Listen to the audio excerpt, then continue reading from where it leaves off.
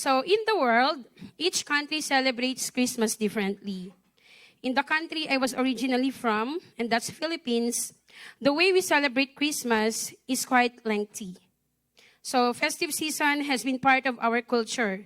And in the Philippines, we put our Christmas decorations such as Christmas trees, Christmas lanterns, Christmas lights by September. Yeah, right? So, when I was young, amen, I view Christmas differently. I got so excited when Christmas time comes because all I thought this is the time for us to this is the time for us to have our caroling. This is the time for gift giving, a family reunion, amen, and long time vacation from school. Who can relate with that one?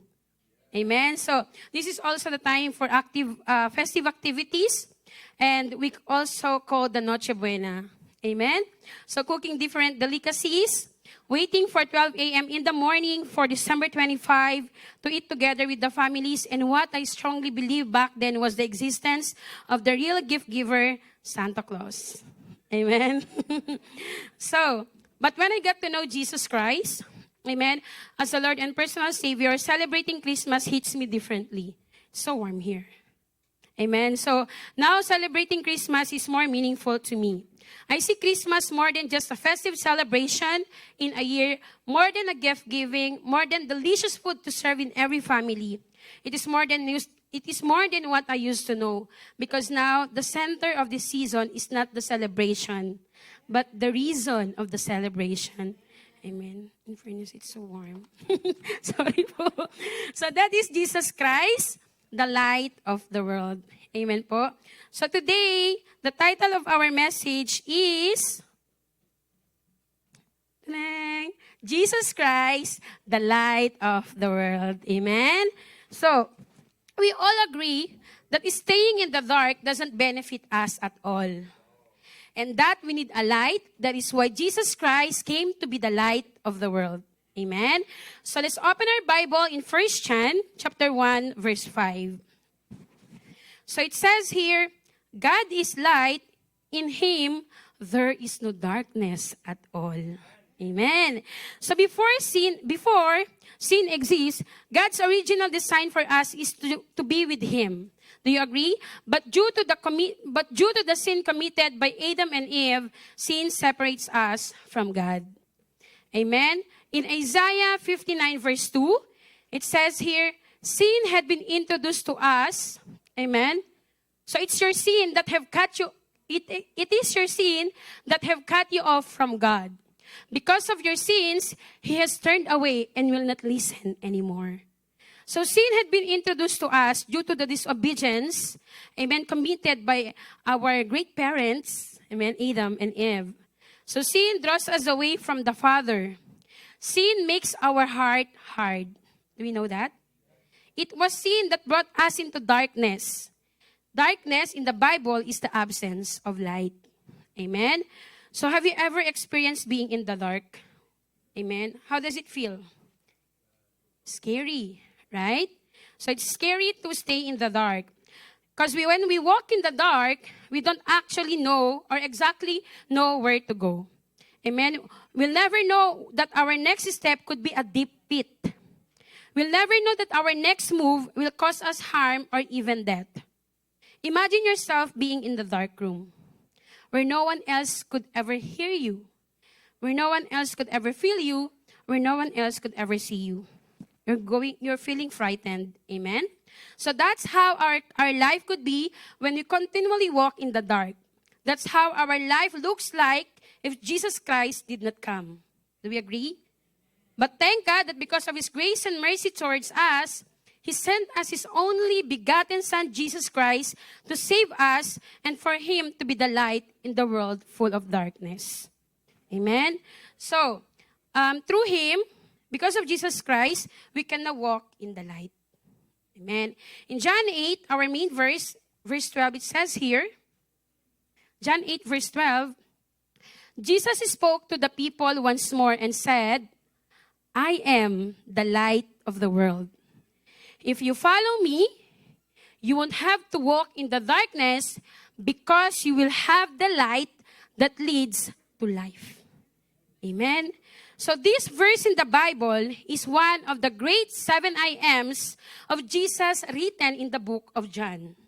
In this verse, Jesus Christ giving extra emphasis to the people whom he taught that he is the light of the world.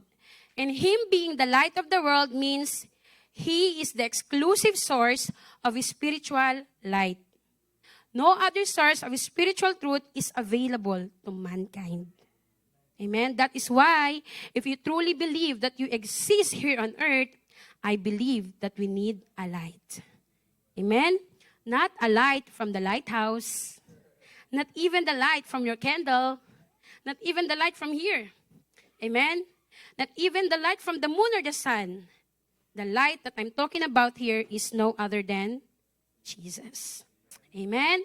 So, can you tell your neighbor, we need Jesus in our lives? Amen. Praise God, no? So what does it mean by Jesus being the light of the world? What does it mean by Jesus being the light of the world? So I want, who has a ball pen, a notebook, and a Bible here?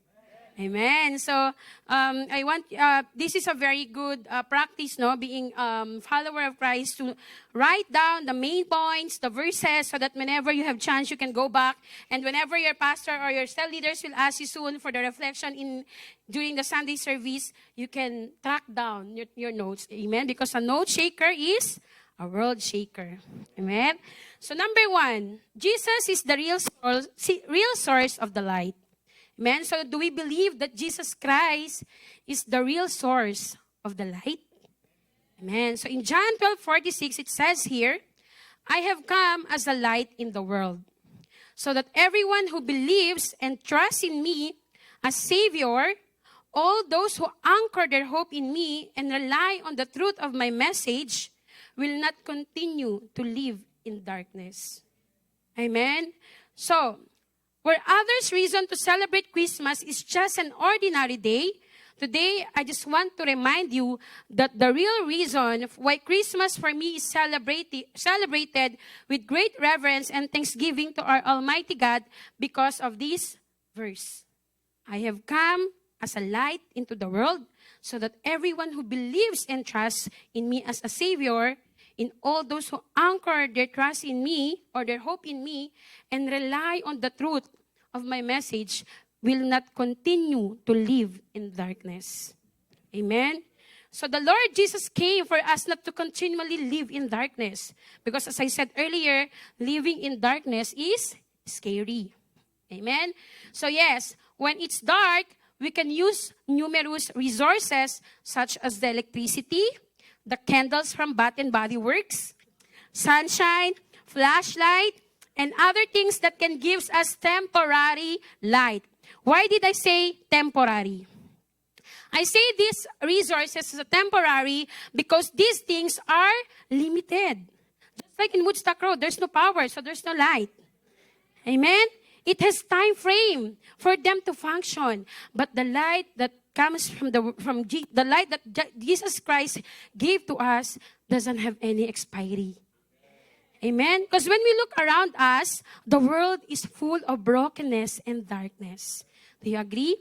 Committing sin nowadays looks like it's normal. Amen? Sexual immorality, idolatry, and the like. And some people live, amen, as if they are not expecting Jesus Christ to return. Amen? And with these things going on around us, we need a light that is not limited. And who is that?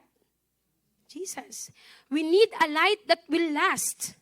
A light that shines brightly even through the darkest and the hardest moments or seasons of your life. Amen? We need a foundation that is not dependent to anything. A source that doesn't get dim.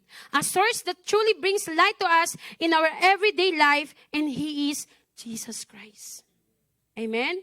Because, as I said here, Jesus Christ is the real source of light, because the light that comes from our heavenly bodies, such as the moon, the stars, are just a resource. Amen? He is the one who makes the sun shines brightly to you in the morning, but right now there's no sunshine. Amen? He was the one who controls them all. So brothers and sisters, during hard times, it's easy to view our world as broken. Amen. It's easy to view our world as strained and filled with suffering. But do not be afraid. Why? Because the Lord Jesus will guide you away from the darkness and bring you to light.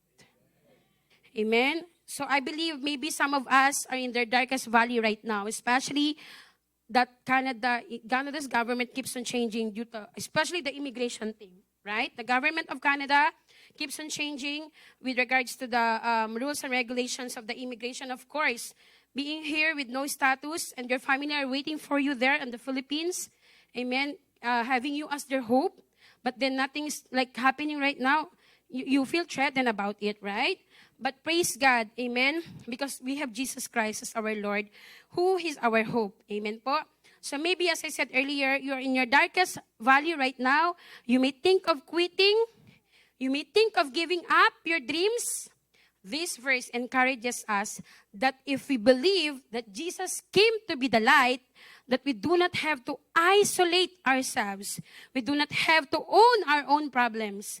Amen? We do not have to be hard on ourselves. We do not need to even worry or the listing is to give up. Amen? When things didn't go well. Because the Lord wants us to believe and trust in Him, in His words, in His power, in His might. And when everything around us fail, we can rely on Jesus. Amen? So, and Jesus, being the source, then must be our desire to remain connected to Him. Because we know that apart from the Lord, we will be nothing. Amen? So, who has a cell phone here? Oh, only 3? Amen? So, I believe even those 5 years old has a cell phone, right? So, just like a cell phone, when the battery is dead, it won't work. Amen? It cannot fulfill its purpose. You have to connect it to the source so it will work again. Amen? So, same thing in our lives. We have to remain connected to the source who is Jesus Christ, so we will be able to fulfill His purpose in our lives. Amen? Can you tell your neighbor, remain in the light? Amen. Did we learn something today? Then we're close in prayer. All right, so I have 4 points here, okay? So number 2 points. Amen, number 2 points. Bilis, no? Jesus Christ illuminates our path. Amen? Do you believe that Jesus Christ illuminates our path? Illuminates means to supply or brighten with light or to light up. Amen? This is my question this morning. Who among here has numerous regrets this 2025? Oh, Shelly shouted so loud. Amen? So, amen. Noted. So I believe that this 2025 and our past years, amen, we have committed numerous regrets, wrong choices. Amen? Because of the you are regretful because you made wrong choices, you've made wrong decisions. Amen. Besides you marrying your husband or your wife. Amen. So, people are prone to make mistakes. Do we agree? Because we are human. We are not perfect. Amen. So, in the word of the Lord, amen po, it says here in Psalms, amen, Psalms 119, 105, amen, your word is like a lamp that guides my step, a light that shows the path I should take. Amen. Isn't it so nice that you don't need a GPS or you need a GPS? Amen. So as I said earlier, no, we are human and we are prone to mistake and we need a guidance. And that is the word of the Lord. Amen. So, one of the most effective ways for us to avoid doing wrong decisions is to be rooted and deep in the Word of God. Amen? So, Jesus Christ offers hope and direction in our lives. And the Lord did never want us to be harmful. He doesn't want us to be in harmful situations, but because of our own self-will, our own selfish desires, sometimes our wrong decisions often lead us to delayed breakthrough and brokenness or even unavoidable consequences. Amen. That is why reading, meditating, amen, and obeying the word of the Lord is so important. Amen. Especially in making decisions. You know, my brothers and sisters, Pastor Francis always says, our decisions in life will determine the trajectory of our life. Amen. Because your decisions can either break you or make you. That is why it is really important that whenever you make decisions, you really have to consult the word of the Lord. Amen. You know, based on my research, on average, adults make an astonishing number of decisions daily. Do you know how many decisions do we make daily? Any guess? Any guess? Thousands, 5,000, 500, more. With estimates ranging from thousands to around 35,000 decisions. Amen? Averaging one every couple of seconds. We made daily. Amen? Imagine that 35,000 decisions you made daily. Encompassing tiny choices like what to eat, what you wear. Today, Sunday, it's your decision as well to choose to either come here or not. Amen? And it's your decision as well to take a bath or not. Amen? What else? It is also your decision, amen? For our decision is also needed whenever we choose our career or even our finances. Amen?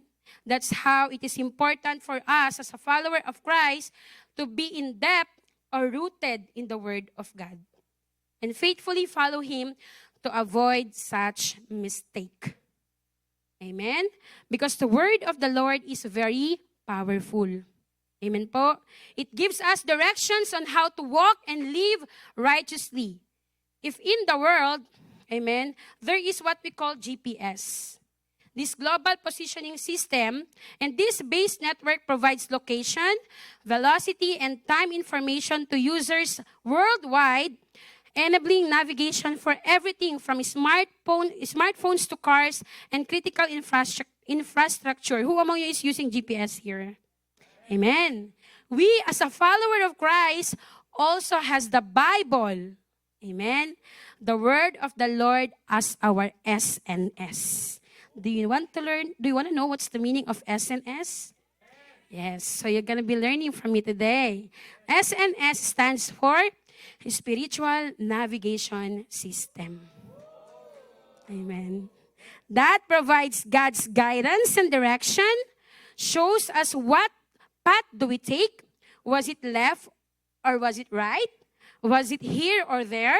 Now or later? Amen. So the word of the Lord is like a perfect map. Our GPS that leads us to right direction or destination. Amen. God's word is the map that illuminates the path, showing where to go and what to avoid. Amen. The word of the Lord is like a lamp that lights the ways. So as I said earlier, the SNS, amen, warns us of dangers like spiritual drifting, idolatry, disobedience, pride. Amen. The word of God guides us believers when we astray, we wander. Amen. The word of God guides us about our divine purpose. Do you believe you have a divine purpose? Amen. So, even in choosing or engaging relationship, the Lord said to His words, do not be unequally yoked with the unbelievers. Amen. In 2 Corinthians 6 verses 14. Who are singles here beside me? Amen. So, I'm proud to be. Amen. So, say for example, in choosing your relationship, yours who are the leaders here. Amen. Yours the leaders will say no. Not now. Pray for it first. Seek the will of the Lord. Serve first. And yet, nung kinilig, ayaw na makinig. Amen. So I'm gonna translate in English. When you get flattered, you don't want to listen anymore. Amen. What do you think about your cell leader? We are killjoy. Amen. Amen. So now what happened? Nung iniwan, sinong nilapitan? When they, amen. When they left you, when they abandoned you, where did you go? To whom did you go? Sir leader, right? I want a counseling. And yet you don't listen to your cell leaders, to your spiritual leaders. Amen. Amen. That is why, if you are not sure about the wisdom that your cell leaders are giving it to you, then go back to the Word. Again, if you are not sure, amen, about the wisdom that your cell leaders are giving to you, then you go back to the Word. Amen. But for me, I believe that the wisdom that your cell leaders or your spiritual leaders are giving to you, it comes from the Lord. Because of course you are our disciples. We will not allow you to we don't want you to see suffering because of your strong choices. Amen.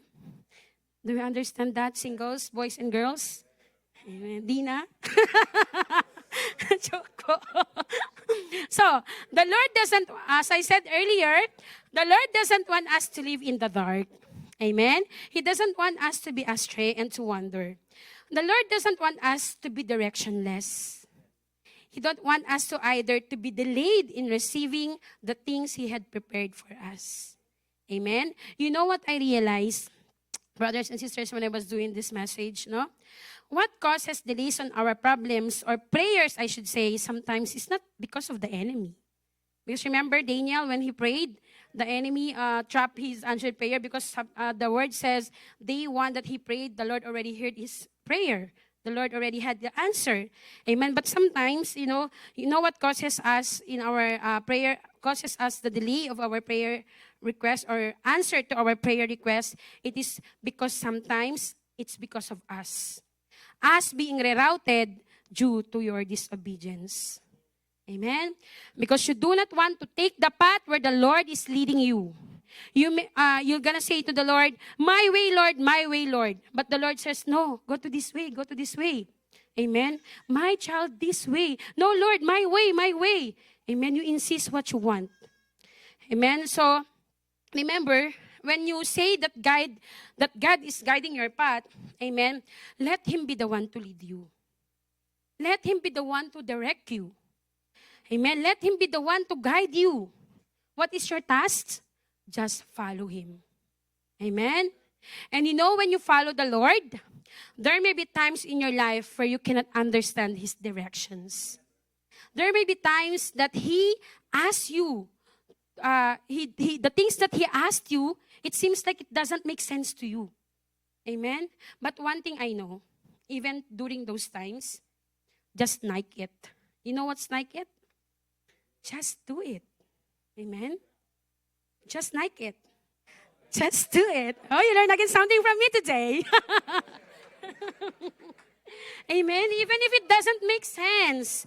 Even if sometimes it's hurting you, even if sometimes it's painful to let go of these things, Lord, I love Him so much. But the Lord says, no, let go of Him. He's not the one for you. Even if it's hard, just like it. Just do it. Amen? Continually trust the ways and the plans of the Lord, because it says in Isaiah 55:8-9 in Message translation. This is very nice. I like the Message translation. Thank you to the life of my friend over there who introduced this translation to me, rendition to me, I should say. So it says here, I don't think the way you think. Amen? The way you work isn't the way I work. God's decree. For as the sky soars high above the earth, the way I work surpasses the way you work. And the way I think is beyond the way you think. Amen? Isn't it very nice, the word of the Lord? Amen? So, we cannot truly comprehend the ways of the Lord.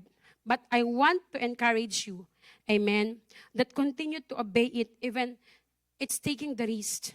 Amen? Even if it requires losing. Amen? Obey Him anyways. Because if God says it, He will do it. Amen. And in Proverbs 3, verses 5 to 6, it says here, trust in the Lord completely, not half-heartedly, not quarter, not even 75%, or not even 99%. The Lord says completely. Do not rely on your own opinions. With all your heart, rely on Him to guide you, and He will lead you in every decision you make.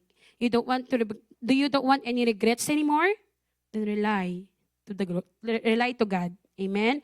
Become intimate with Him in whatever you do, and He will lead you wherever you go. Amen. So, I asked a while ago who among here has many regrets. And like maybe 99% of the crowd, and even me, of course, amen, there are wrong choices that we make. But this 2026, this is my encouragement to you, brothers and sisters. Let your faith increase. Amen. Let the decision or every decision that you make be aligned with God's word. And even your life. Amen. Let His words bring you to the place you've never been before. Amen. I pray that this 2026, may God's words enlighten your path as you journey this year.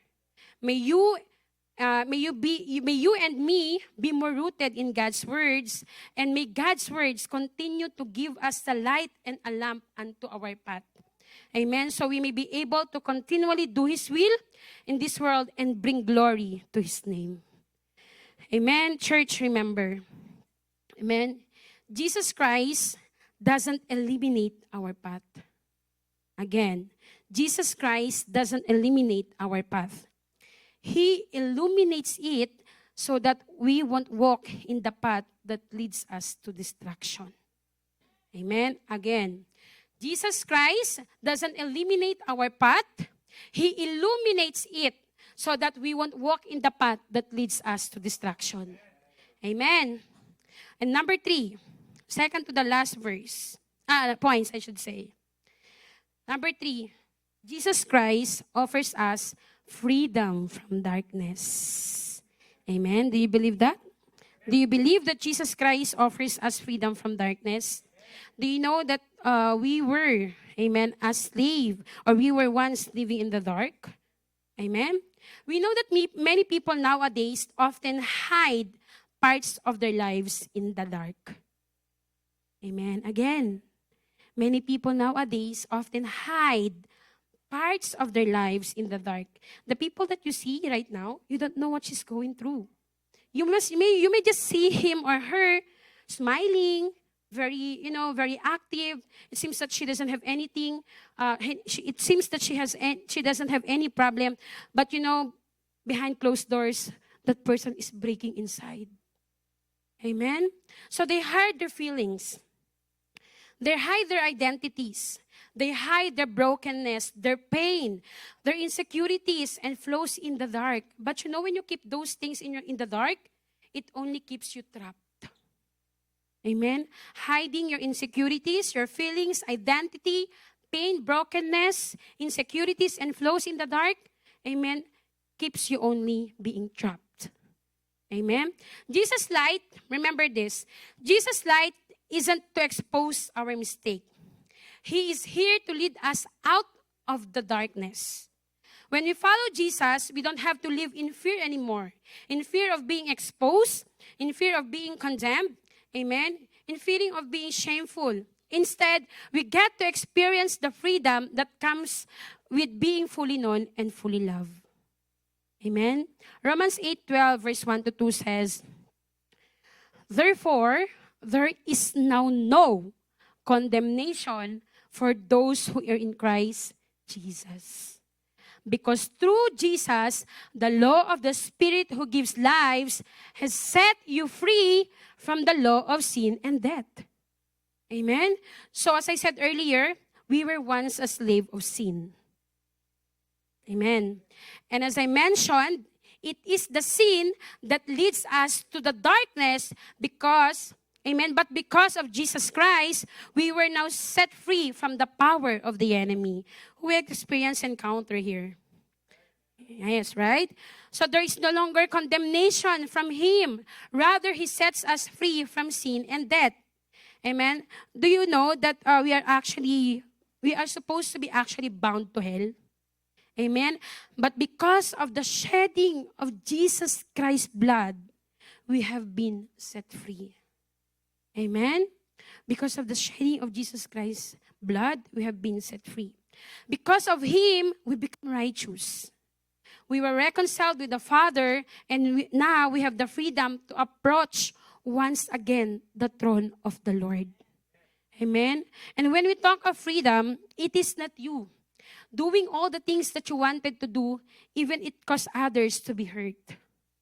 When we say freedom, amen, it is not you going to the mall and buying the things that you wanted. When you say freedom, it is not you, amen, cooking the things or cooking the food that you know is not good for your health. Amen?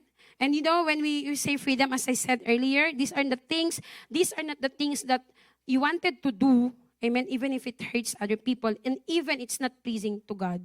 You know, the freedom that I'm talking about here is our spiritual freedom. Amen? The spirit of freedom is having a firm foundation of the truth from God's word established in our hearts so that we can stand our ground against the enemy and overcome him in our life. Spiritual freedom is being who we truly created to be, receiving God's love, and in turn, loving God, loving others, and loving ourselves. True freedom is the joy of experiencing the genuine fruit of the Spirit as it flows from our heart that has been made pure. And spiritual freedom, amen, spiritual freedom is a treasure. A treasure to be pursued. Amen. Spiritual freedom is a treasure to be pursued. Yet it is not just a moment that happens overnight. Same with your transformation. It doesn't mean that you accepted Jesus Christ today, tomorrow you're already on fire Christian. It doesn't work that way. Amen. We have to allow God to help us grow up into it. He can strengthen us and mature us in our spiritual growth. Amen. That's why we need to develop strength and endurance in this race by resisting the enemy. We may run through different levels of spirit of freedom as we walk out of more of the enemy's bondage. And God knows that as a human, we are weak in the flesh to fulfill the law. So rather than putting His foot down and rubbing our faces in our weakness, He provided a better way, an excellent way. That is, He sent us His only begotten Son, Jesus Christ. Amen. Aren't you grateful with that? Amen. So, I'm gonna share a glimpse of my testimony, in my life.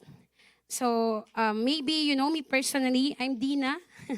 Amen. So 11 years ago, I was in bondage and a slave of sin. I engaged into a long time ungodly relationship that I thought is just normal. Describing myself back then, I am as filthy as a rag. Not knowing that the things I do brought me to be a captive of sin. In those times, I was lost. I was so lost because I chose to live in the dark. I was blinded. I was deceived. Little did I know that during those times, I broke the heart of my family, especially my parents. Yet, I praise God that by His grace and His unfailing love and mercy, last 2022, Jesus Christ encountered me and brought me out from the dark.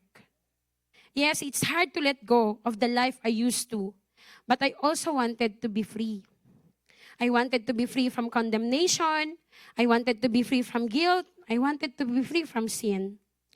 I realized then that the real freedom is not about me really going to the mall or to the place where I want to go.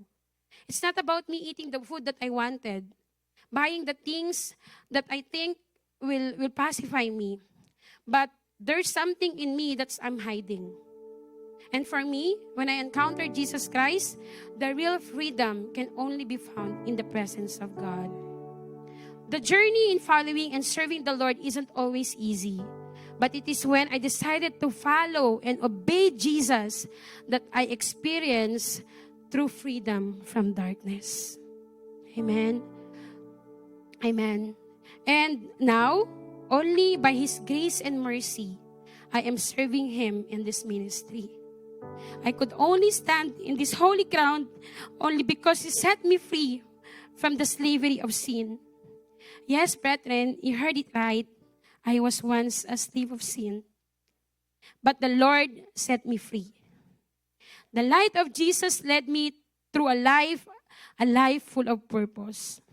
True enough that Jesus Christ came not to arrest a sinner like me, but He came to save me.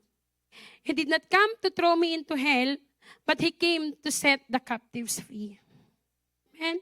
So when we say Jesus says He's the light of the world, He's offering us a chance to let go of fear and embrace freedom. We don't have to live in the shadows anymore because we can trust that His light will lead us to peace, joy, and a new beginning. And today, Jesus invites you to step into His light, not to shame you, but to bring healing and freedom. Amen. So, that's how Jesus Christ frees His people. And I really believe in the word of the Lord that whom the Son sets free, He's free indeed.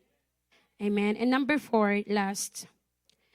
Jesus Christ, being the light, offers us eternal life. Amen. Who wanted to experience or to have an eternal life here? Amen. So the real reason why Jesus Christ came is for us to be saved and have eternal life. Amen. Together with our main verse, the John 8:12, John 3:16 also says, "For God so loved the world that He gave His only begotten Son, that whosoever believes in Him shall not perish but have everlasting life," or eternal life.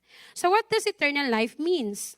Eternal life is not merely an endless existence in a distant heaven, but a new life of fellowship and union with Christ, blessed with the presence, peace, and love of God. Do you know that eternal life is a gift from God? Amen. Given only to those who put their trust in Jesus, who believe and accept Jesus Christ as their Lord and Savior. Amen. So, eternal life doesn't start when we die and be in heaven. Eternal life begins the moment a person exercises faith in Christ. It is our current possession. Amen. God has given us eternal life, and this life is His Son. Whoever has the Son has life. Whoever does not have the Son does not have life. So in order for you to inherit eternal life, is to enter a relationship with God that transforms every aspect of our being. And it is impossible for us to be transformed if we do not have our personal relationship with Jesus Christ. Brethren, I just want to let you know that it's not going to be Pastor Francis or Pastor Roxanne. It's not going to be your cell leaders who will transform you. Amen? It is through the power of the Holy Spirit who sanctifies and transform us from glory to glory. Amen? And through us being transformed, we become a light. Amen? And we become a good representation and ambassador of Jesus Christ to others. Amen? So in Matthew 5:14-16, it says here, "You are the light that shines for the world to see. You are like a city built on a hill that cannot be hidden." Amen. People don't hide a lamp under a bowl. They put it on a lampstand, then the light shines for everyone in the house. Amen. And it says here, in the same way, you should be a light for other people. Live so that they will see the good things you do and praise your Father in heaven. So now, brethren, now that we know that Jesus Christ is the light of the world, then we as His followers should also live as a light to other people. So my challenge for you this morning, amen, we are called to be the light of the world. So we should also reflect and live like Jesus. Amen. And prior to the statement of Jesus in John 8:12, there was a story, amen, written in John 8:1 to 11. It says here, the story about a woman who was caught in adultery. It says here, Jesus returned to the Mount of Olives, but early the next morning, he was back again at the temple. A crowd soon gathered, and he sat down and taught them. As he was speaking, the teachers of the religious law and the Pharisees brought a woman who had been caught in the act of adultery. They put her in front of the crowd. And, "Teacher," they said to Jesus, "this woman was caught in the act of adultery. The law of Moses says to stone her. What do you say?" Amen. And Jesus answered, they were trying to trap him into saying something they could use against him. But Jesus stooped down and wrote in the dust with his finger. So Jesus did not answer them with a word. He wrote on the dust. Amen. And it says here, they kept demanding an answer. So he stood up again and said, "All right, but that's the time already that that Jesus answered. Amen. Because the Pharisees were so makulit. Amen. All right. But let the one who has never sinned throw the first stone." Who never sinned here? And you can throw stone to me now. Who never sinned here? No one, right? So that's the challenge of Jesus. All right, but let the one who has never sinned throw the first stone. Then he stooped down again and wrote in the dust.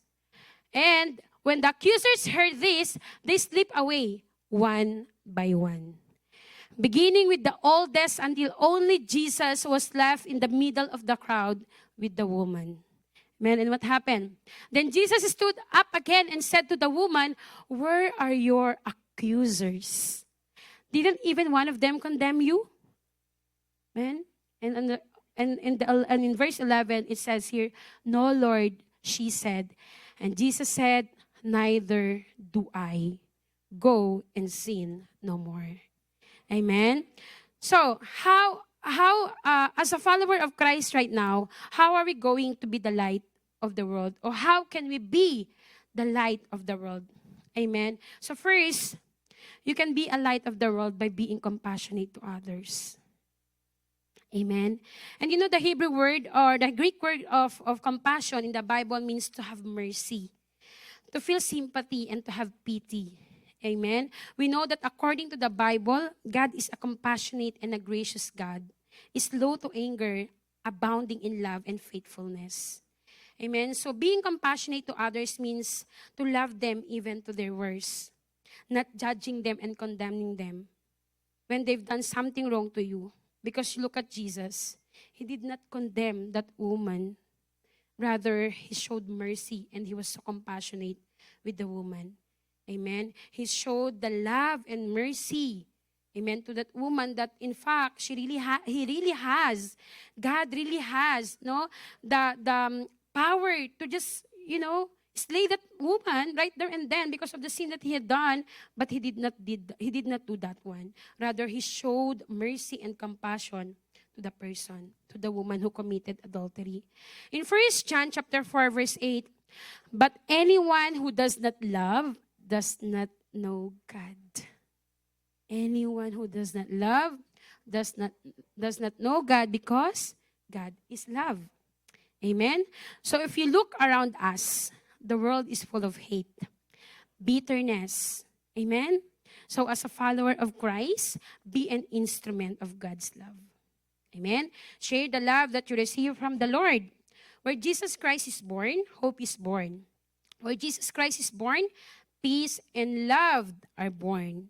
And where peace and love are born, there is no longer room for hatred, wickedness, evil thoughts, rumors of wars and wars. Amen. This brings life and hope to the world. 1 John 4 verses 19 says, "We love because He first loved us." Amen. We love because He first loved us. We can only love those people who even, this church, we are so blessed because even if we don't really, even if we are not really related, blood related to each other, I see the love that each person, each one of those people here in this ministry love each other. But we can only do that because God loved us first. Amen? Loving others is not just loving them because of the good things they do. Amen? Loving others means loving them in spite of and despite of who they are. Amen? Meeting them to where they are, just like Jesus did to us. Amen? What else? Number 2, how to be a light to our fellow, to the people around us. Be passionate in sharing the good news. Amen? Showing your true love to others is sharing the good news. Because if you truly believe or if you truly care and love your families, share the truth to them. Share Jesus Christ to them. Because real love is not about how many flowers you give. It's not how many chocolates you buy. It's not how many sweet messages you send every morning. It is about you being bold and passionate in sharing and pointing others to Jesus. Amen? Because the ultimate act of love is to help others find salvation and grow closer to God. Amen? So one of our purposes here in this world is to share the Word of God. So being a follower of Christ, it is important for us to share the good news, amen, to those people around us, especially to our families. Because not every one of us, especially if you go outside, they commit sin because they don't know the truth. They are ignorant about the truth. Amen? Because in Mark 11, and the Lord also commanded us to share the good news as it is written in Mark 16 verse 15. He said to them, "Go into all the world and preach the gospel to all creation." Preach the gospel not just to your friend who is a Filipino, not just to your Canadian friend, not just to your Indian or Sri Lankan friend. The Lord says here, preach the gospel to all creation. Because I believe the Lord did not just create Filipinos. Right? So, amen? So do not be tired in sharing the gospel. Be bold and courageous instead. Amen? And number 3, live a life that glorifies God. Amen? Live a life that glorifies God. You know that your life is a living Bible? Do you know that your life is a living Bible? That sometimes you don't need anymore to push people to go in the church, especially if you are the firstborn Christian in the family. That's a challenge, for being a firstborn Christian. And then you don't have to really push them, amen. But of course, you're gonna pray for them. But you are the living Bible of your families. The way how you live, the way how you talk, amen. Those things that you do should glorify God. Amen. Others may say, do what makes you happy. Does it sounds familiar? But for us being the follower of Christ, do not live like this. Rather, we live and do what glorifies God. Amen. In Romans 12 verse 2, it says here, don't change yourselves to be like the people of this world.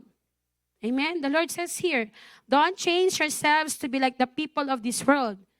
Amen. You are not a drunker.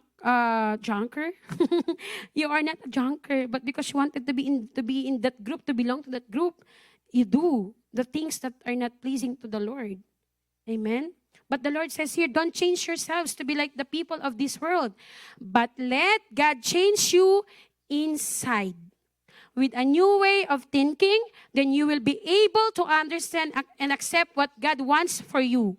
You will be able to know what is good and pleasing to Him and what is perfect. Meaning to say, live in a way that honors God.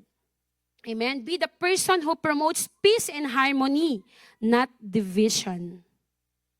Be the one who encourages other people to know Christ, not the reason why people are being stumbled. Be the one who bless and help the needy, not the one who puts them down. Be the one who is forgiving, not the one who holds grudges and unforgiveness. Be the one who spread love, even to the unlovely. Be the one who spreads joy. Be a reflection of Jesus. Be a light in this dark world. As it says in John 9 verse 5, this is very nice, no? This should be our one of the verse, our living verse, no, a life verse. You see, it says here, while I am in the world, I am the light of the world. Amen. Isn't it nice? So while you are still alive, you should be one of those lights that God used as an instrument to light those people who are living in the dark. Amen. So it's very nice. While I am in the world, I am the light of the world. Jesus also said this one. And yet, we, as a follower of Christ, we wanted to live like Jesus, right? So if you wanted to live like Jesus, then you should also be one of the light of the world. Amen? When Jesus said, I am the light of the world, He was revealing His divine role as a guide and source of life for humanity.